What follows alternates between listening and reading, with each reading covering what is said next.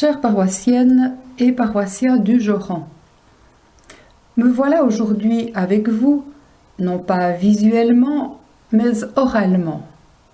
Oh, c'est peut-être mieux ainsi pour vous, pour moi surtout, car après ces semaines où il nous était, en tout cas à la plupart d'entre nous, interdit de sortir, vous pouvez imaginer ce que signifie une absence de coiffeur.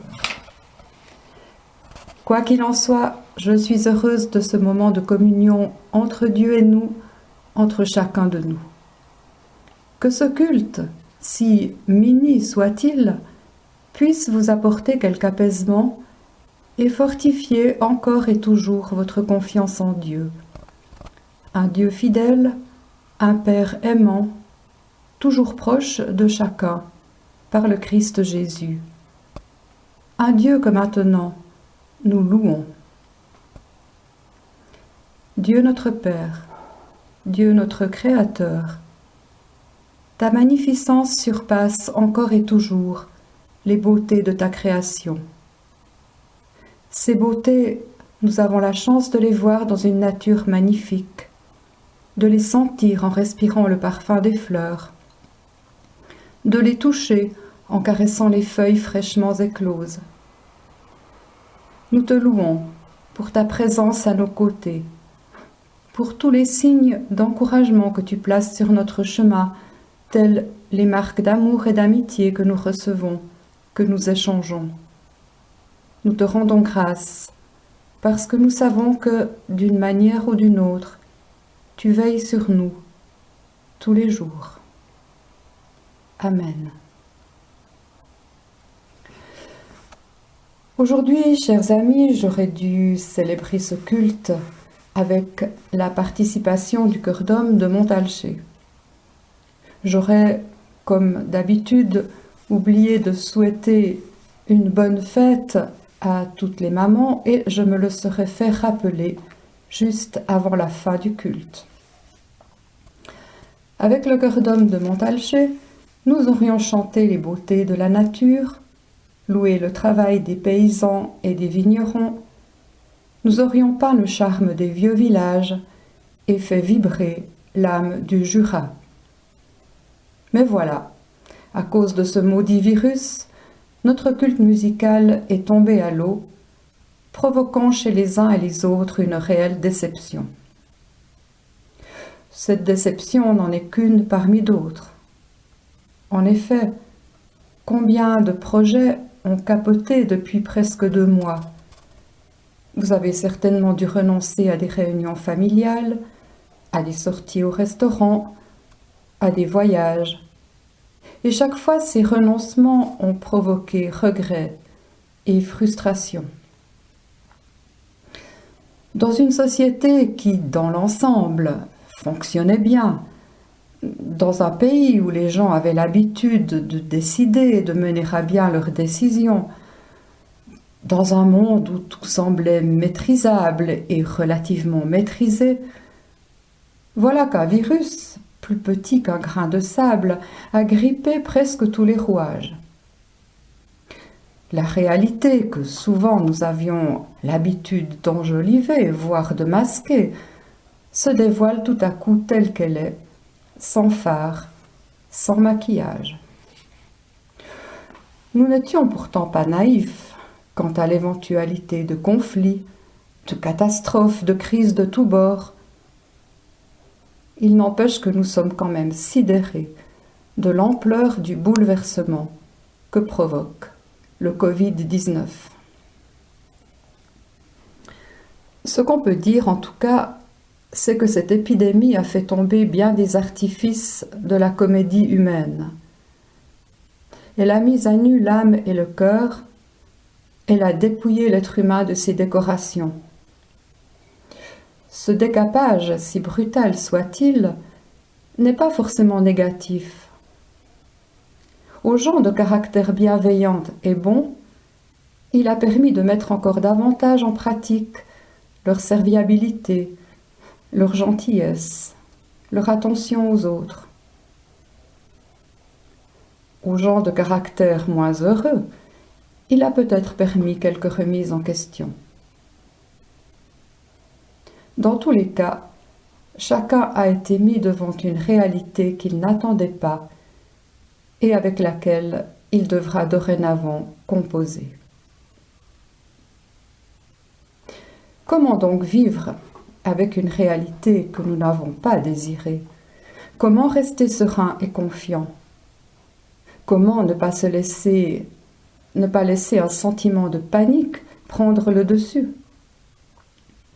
Car il me semble qu'un des sentiments qui nous submerge le plus pourrait bien être l'angoisse. L'angoisse est liée à la non-maîtrise des choses. Certes, nous continuons de décider beaucoup de choses pour nous-mêmes. Nous décidons de respecter ou non les recommandations politiques. Nous décidons de faire attention à ne pas nous mettre en danger. Nous décidons de vivre notre quotidien le plus sainement et le plus sereinement possible. Dans cet univers restreint, nous restons plus ou moins maîtres de nous-mêmes. Non, l'angoisse se joue ailleurs que dans nos appartements.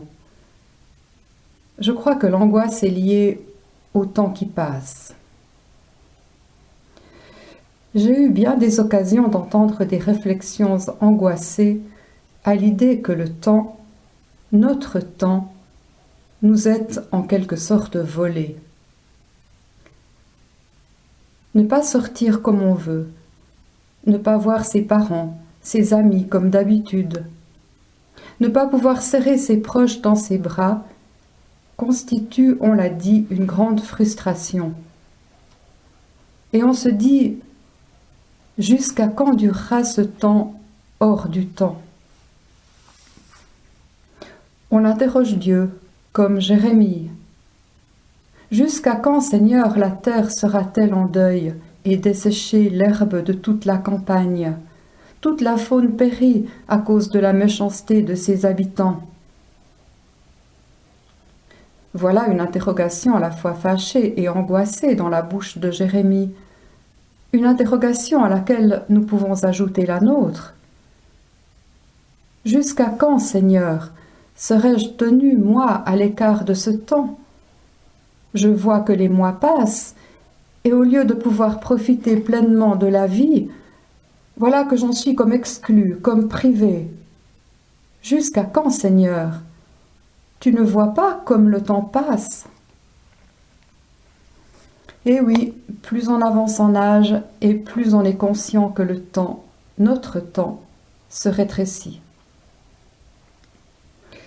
Et pourtant, c'est là, au milieu de ces questions angoissantes, qu'il ne faut pas laisser cette angoisse prendre trop de place. C'est là qu'il faut savoir cueillir le positif des gens et des choses, car du positif, il y en a. La crise, comme je le disais, a mis en relief bien des qualités de nos personnes. Par exemple, la capacité à résister à la morosité ou à la panique. La confiance, sans cesse réaffermie en la présence bienfaitrice et immuable de Dieu. L'agréable surprise de recevoir des gestes auxquels on ne s'attendait pas. Et puis encore, la prise de conscience de la chance d'être entouré d'une nature si belle, pour ceux qui avaient la possibilité de sortir, il est vrai. Les bienfaits, il y en a, de la technologie qui nous permet d'être reliés les uns aux autres. Et puis, n'oublions pas notre réceptivité à l'humour. Ah, l'humour de certains nous a souvent apporté un vent d'air frais bienfaisant. Un humour qui nous aide à voir les choses avec du recul et par conséquent à relativiser le négatif de nos situations. Rire un peu de soi-même, quel bon remède! Maintenant, la situation semble se détendre petit à petit et on entrevoit la fin de ce qu'on a appelé de manière un peu excessive pour la Suisse, la fin du confinement. Déjà le monde se projette dans l'après-virus, s'imagine sur des plages de sable fin, sur des terrasses de restaurants, dans de grandes réunions familiales. On a raison, c'est important de renouer avec des projets.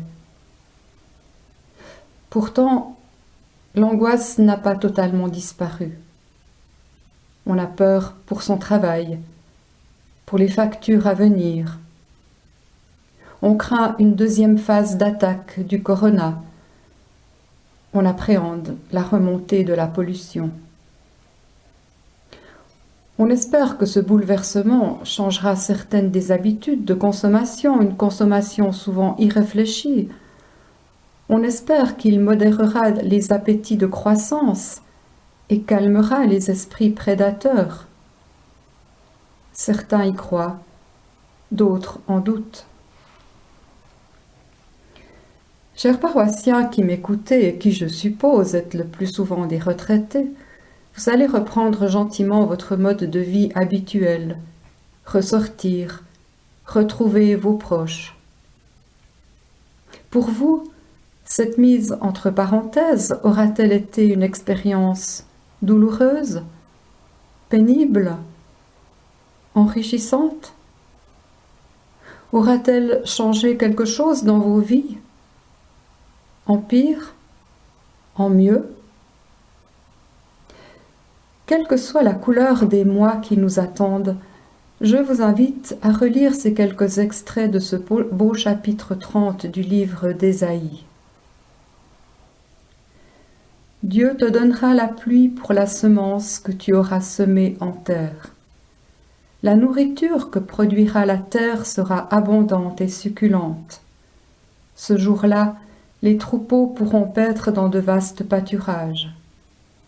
Sur toute haute montagne, il y aura des cours d'eau abondants.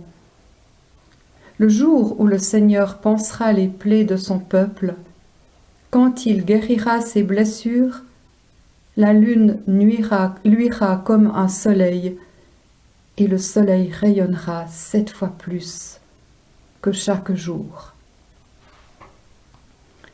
Que ces promesses de notre Dieu accompagnent chacune de vos journées à venir.